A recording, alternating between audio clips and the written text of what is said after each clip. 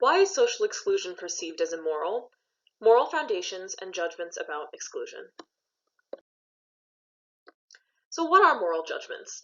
A basic definition would be that they are subjective evaluations of what is right and wrong. However, when I say moral, I'm not referring to a specific action that I'm considering as right or wrong, but rather the process and the considerations that people have when they decide what's right and wrong. And we use these moral judgments to make our social life possible. We use it to make sure we cooperate with the rest of our society and that everything functions smoothly. Then why do people have different opinions on what they judge as right and wrong? That's because people can have different considerations of what negatively impacts social life. One theory that talks about these different considerations is moral foundations theory. Moral foundations theory claims that people across cultures are born with an innate set of foundations that are then developed specifically based on their culture and individual experiences, such that some foundations are more important, some are less important, and they are cognitively processed differently. So what are these foundations? Well, there are 5 of them. So the first one is harm, and that means that as humans, we don't like it when other people are harmed. So for example, if someone is being hurt or someone is not having their needs met, they're going hungry, that would be something that we might consider immoral. Another one is fairness. Fairness, for example, we want everyone in our court systems to be treated equally and fairly. Ingroup is about loyalty to one's community. So being a good citizen, being a patriotic citizen would be an example of ingroup. Authority is about listening and obeying the orders of those above you, and then the authority figures also being good leaders to their subordinates. So, for example, parents and children, following the orders of a government, of a doctor, so on. And finally, the last foundation is purity. And purity is about not overindulging, and it's about being physically, spiritually pure, and not doing disgusting things. So now switching over to social exclusion. So what is social exclusion? It's a negative interpersonal experience that involves either direct rejection or being ignored by others. So for example, if a group of girls is sitting at a lunch table and another girl walks by and says, "Hey, can I sit with you guys?" and the girls at the table say, "No, we don't want you at our table," then that would be an example of direct rejection. And social exclusion threatens our connection to other people. Why? Because it indicates that we're not wanted in a particular relationship. Furthermore, social exclusion is painful. Our pain system is neurologically wired to warn us of danger. So just like we pull our hands away from a hot stove in order to prevent tissue damage, we also feel pain when we are socially excluded because that is damaging our relationships and therefore our ability to get all the things we need to survive. So is social exclusion immoral? We know that it's painful, but does that necessarily mean it's immoral?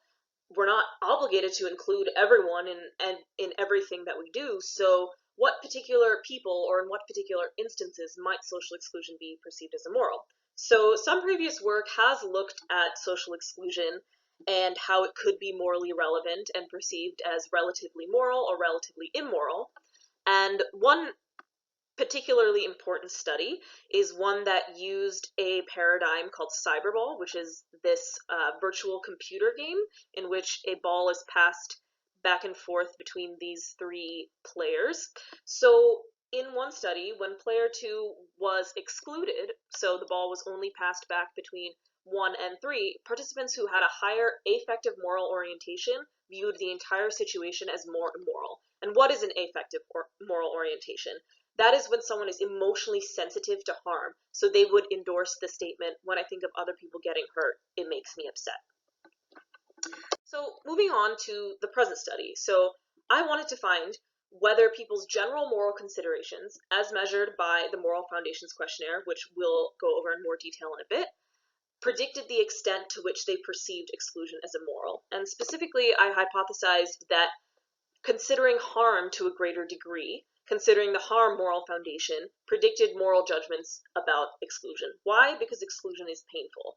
And because most exclusion research talks about it being painful, but doesn't really have as much to say about fairness or group loyalty and stuff like that, I didn't make specific predictions about the other foundations.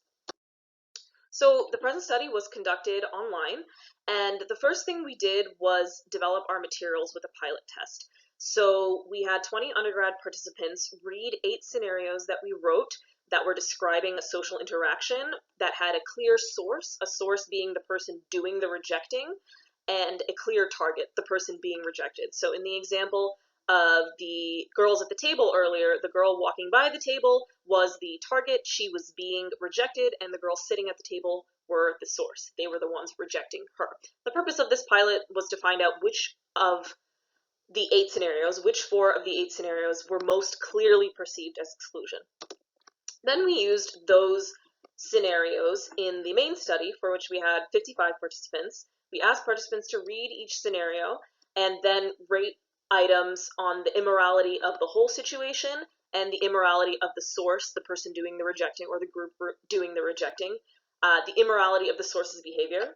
Then they also did the Moral Foundations Questionnaire, and finally a measure of rejection sensitivity. And the reason why I included a measure of rejection sensitivity is that people who anxiously expect to be rejected, people who are rejection sensitive, might be attuned to how painful rejection can be, and maybe that would influence their moral judgments about exclusion. So this was one of the scenarios that participants read. Gabrielle and Jasmine both started working at a marketing company 2 weeks ago. Gabrielle is about to leave work for the day when she overhears that her coworkers are planning to go out for dinner that night. Gabrielle sees the coworkers, including Jasmine, heading out of the building. Gabrielle asks the group if they want to go out for dinner, but everyone in the group says that they can't do dinner because they already have other plans. So in this case, Gabrielle is the target being rejected, and the coworkers are the source who are rejecting, excluding her. So after reading each scenario, participants answered 3 items about the immorality of the situation. So how moral or immoral was this situation? They rated that on a 1 to 7 scale, with higher scores indicating more immoral. They also did 4 items on the source's behavior. Then they also did the Moral Foundations Questionnaire with these 5 different subscores that match with each foundation, and a rejection sensitivity questionnaire. So this is how the Moral Foundations Questionnaire looked. There are 30 items total, and there are 6 items that assess each of the foundations. So this first item, for example, whether or not someone suffered emotionally, that would be harm, people treated differently than others, fairness, showed love for their country, ingroup, showed a lack of respect for authority, violated standards of purity and decency, purity. So what did we find? We did not find that there was an association between harm and moral judgments of the situation or the source, but we did find that higher in-group and purity scores were associated with higher immorality ratings. And we also found a negative relationship between in-group, authority, and purity scores, such that higher in-group, authority, and purity scores were associated with lower rejection sensitivity scores. We also conducted some linear regressions to determine if a particular moral foundation was predicting exclusion immorality ratings more so than another foundation, and we found that in-group scores significantly predicted situation immorality scores, and in-group scores were trending towards significantly predicting source immorality scores. However, we have to be careful with our conclusions. Why? Because we had some reliability issues. So ideally, we want the reliability, which is the accuracy of a scale, how well the items in a scale hang together. We would want that to be close to 1, like in these down here, but our harm and fairness subscores had very low reliability. And that is a major limitation. Because those scales were not reliable, we can't exactly make a prediction about how those are associated with or predicting exclusion immorality ratings. We can tentatively conclude that considering in-group loyalty or the functioning of the group predicts judging exclusion as more immoral, However, another caveat with that is the scenarios may not have been realistic, because in real life, when we exclude people, we usually do it for a reason. So, for example, if a group of high school kids decide to not invite someone to a party because that person was mean to them, and our scenarios didn't have that realness. Finally, some future directions would be to compare different measures of moral decision making, such as not just the Moral Foundations Questionnaire, which we used, but also the Ethics Position Questionnaire, the Moral Orientations, or looking at how moral judgments may be different depending on different relationships. Is it possible that there is one of these measures or another measure of moral decision making that best predicts exclusion immorality, that best predicts moral judgments about exclusion? We'll see in future research. And that's it. Thank you.